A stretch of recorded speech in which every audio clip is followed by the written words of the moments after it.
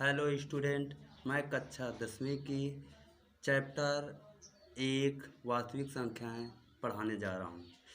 Chapter शुरू करने से पहले सबसे पहले आपको कुछ परिभाषाएं यहां पर बताने जा रहा हूं। जैसे सबसे पहले है प्राकृतिक संख्याएं। प्राकृतिक संख्याएं प्राकृतिक संख्याएं क्या होती हैं? प्राकृतिक संख्याएं जैसे कि आप लोग पिछली कक्षाओं में पढ़ चुके हैं। जैसे कुछ संख्याएं 1, 2, 3, 4, 5 इस तरह की ये संख्याएं आपकी प्राकृतिक संख्याएं होती हैं। ठीक है ना। इसके बाद जो है 1, 2, 3, 4, 5 ये आपके जैसे गिनती पढ़ते हैं वैसे ही आपकी ये प्राकृतिक संख्याएं होंगी। इसके बाद जो है इसी में आ जाता है पूर्ण संख्याएं। पूर्ण संख्याएं क्या होती हैं? पूर्ण संख्याओं में जो प्राकृतिक संख्याएं जो है प्राकृतिक संख्याएं वैसे ही रखी रहती हैं। प्राकृतिक संख्याओं को ध्यान में रखना है। फिर इसके बाद इसके आगे आप शून्य लगा दीजिए तो ये आपकी पूर्ण संख्या बन जाती है। पूर्ण संख्या ये आपकी पूर्ण संख्या हो गई। इसके बाद जो है तीसरा नंबर आप लोगों ने पढ़ा होगा पूर्णांक। पूर्णांक क्या होता है? पूर्णांक प्राकृतिक संख्याएं वैसे ही होते हैं 1, 2, 3, 4 इस तरह के। ये धनात्मक संख्याएं जो इसके आगे जो शून्य लगा होता है इसमें पूर्ण संख्या अभी आपने पढ़ा है। और जो पूर्णांक होता है पूर्णांक में ऋणात्मक भी होता है और धनात्मक संख्या भी होती है।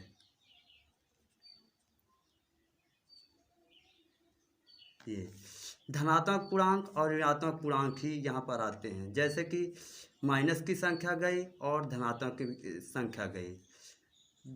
धनात्मक संख्या और ऋणात्मक संख्या ही पूर्णांक कहलाती हैं। अब इसके बाद आ जाता है आपका परिमेय संख्या। परिमेय संख्या किसे कहते हैं?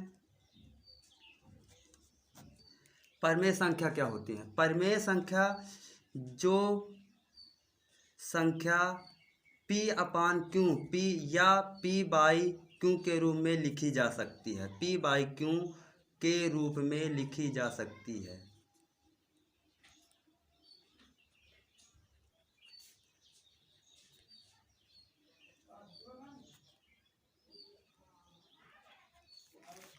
जैसे परिमेय संख्या मैंने बताया जो संख्या p/q के रूप में लिखा जा सकता है। जैसे कि यहाँ पर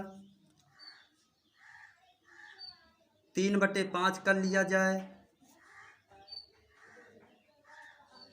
4/7 कर लिया जाए,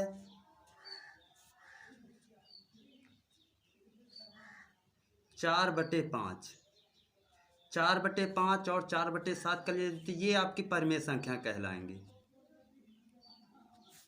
क्योंकि इन्हीं को मैं अंश बटे हर के रूप में लिख दिया है। मैंने अंश बटे हर इसी को मैं p/q बोल सकता हूँ।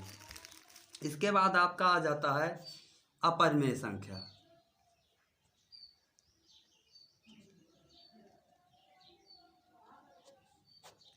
अपरिमेय संख्या क्या होती हैं? जो p/q के रूप में नहीं लिखी होती हैं। जो संख्या p/q के रूप में नहीं लिखी होती हैं।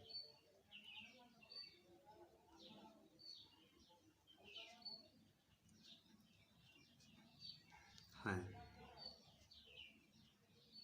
जैसे वर्गमूल 3, वर्गमूल 5, वर्गमूल 7 ये आपकी अपरिमेय संख्या है। यहाँ पर और भी संख्या पाई जैसे है आपका, ये भी अपरिमेय संख्या है। जैसे यहाँ पाई का मान थोड़ी देर के लिए पाई का मान जो रखा जाता है 22/7 तो ये आपकी परिमेय संख्या होती है।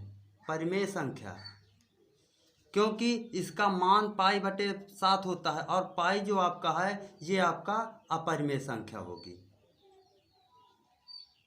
जैसे यहाँ पर रख दिया जाए 2π तो 2 आपका परिमेय होगा और पाई आपका अपरिमेय होगा।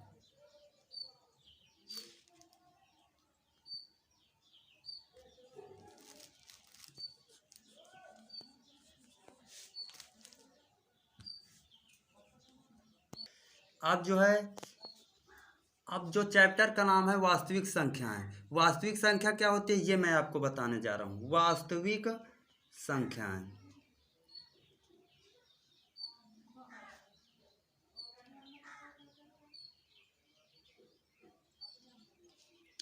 Real number. वास्तविक संख्याएं जो परिमेय संख्या का समूह और अपरिमेय संख्या का समूह ही वास्तविक संख्याओं का समूह कहलाता है। जो परिमेय संख्या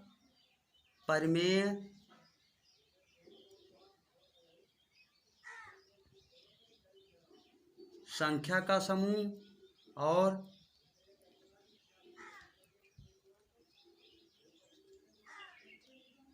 अपरिमेय संख्या का समूह ही वास्तविक संख्या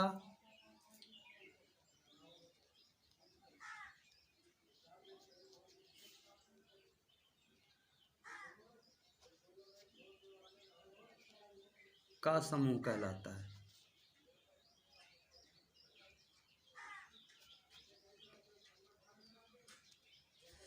तो चैप्टर शुरू करने से पहले सबसे पहले इन बातों को आपको ध्यान देना पड़ेगा।